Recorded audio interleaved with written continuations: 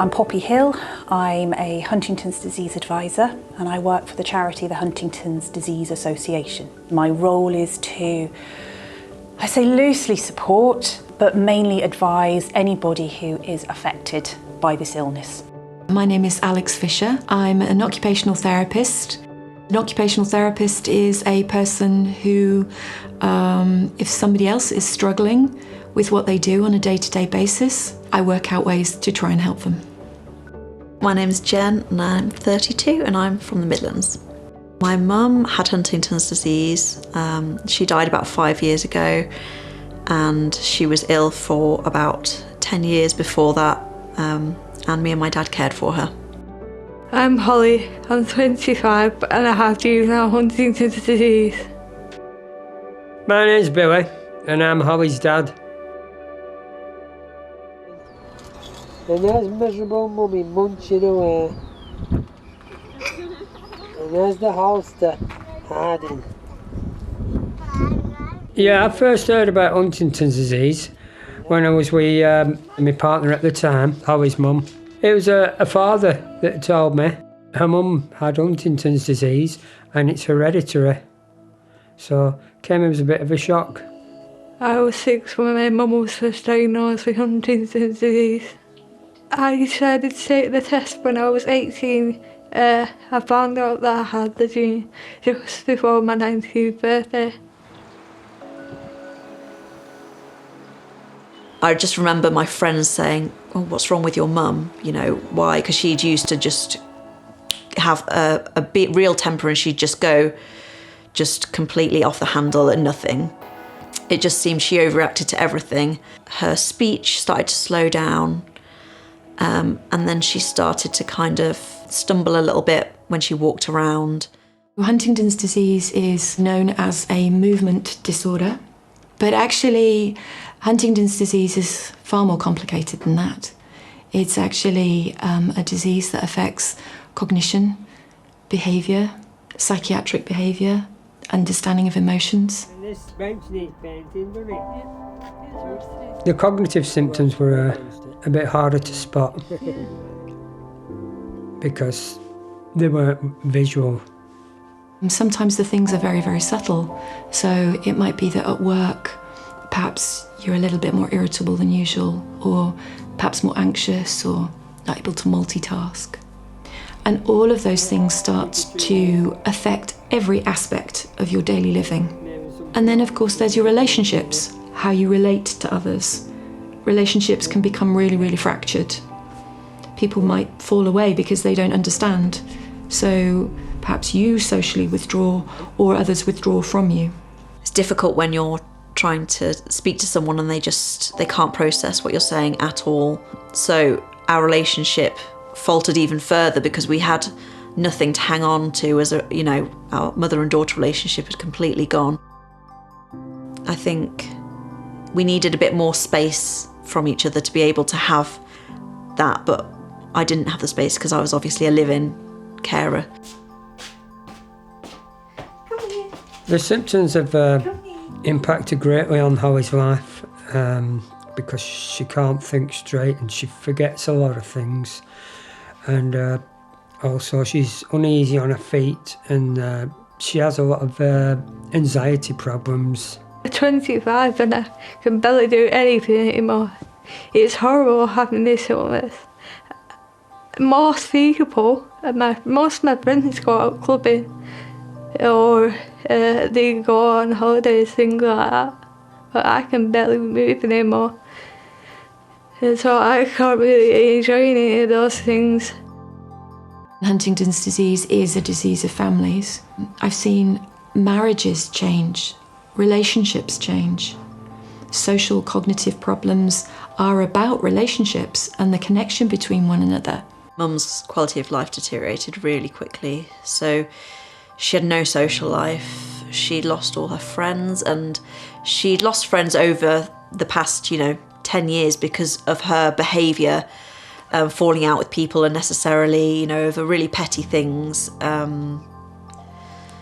Then she just ended up just sitting on the sofa all day, every day, and she didn't speak to anyone else. She didn't go out. I think she was probably suffering from depression. She just didn't know what was going on. She was very confused. And I think the confusion also led to frustration, which led to aggression. Yeah, I felt under kind of immense pressure all the time.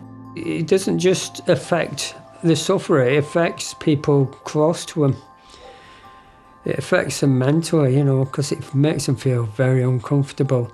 And also the mood swings. Even though I know she's got the disease, when she starts to act really negative, I know I should tell myself that, it's just her illness.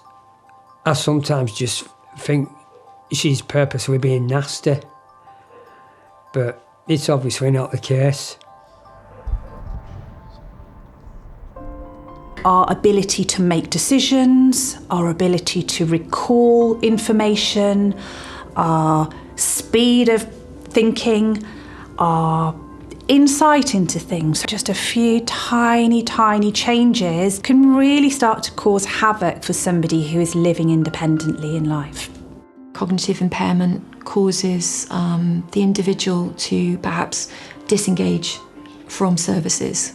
And therefore, when support is offered to them, they say, actually, I don't need it. You'll often find an individual in a more precarious situation than they need to be. So people living at home, for example, thinking they are managing really well with important daily tasks like budgeting, keeping themselves clean, keeping on top of their health, things like going to the GP, managing things like falls, washing their clothes, eating food that's not gone out of date. We're talking some basics here about keeping that person safe and healthy.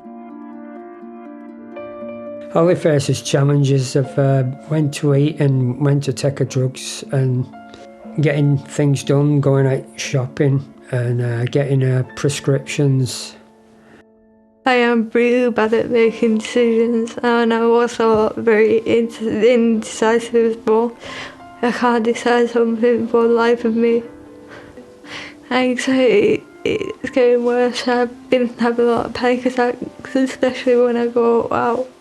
I start to have like a panic attack. I start shaking like that non-stop, and I'm constantly there having like lots of people staring at me.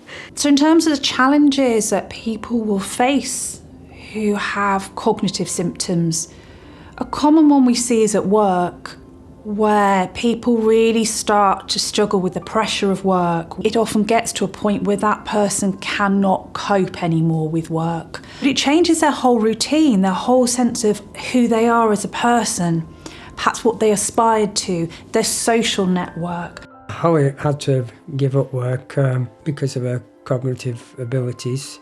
I was really upset when I had to quit working because I love working. I love making my own money.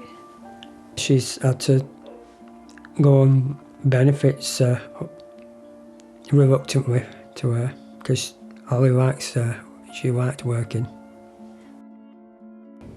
If that person is starting to struggle with all those areas due to the physical changes or the cognitive changes, meaning that they can't plan ahead, they don't open the letters, they can't manage their money, and they still think they're doing well, this is when it becomes really difficult, because you know what help is out there and how much it could enable them to have an independent life that would be healthy and safe.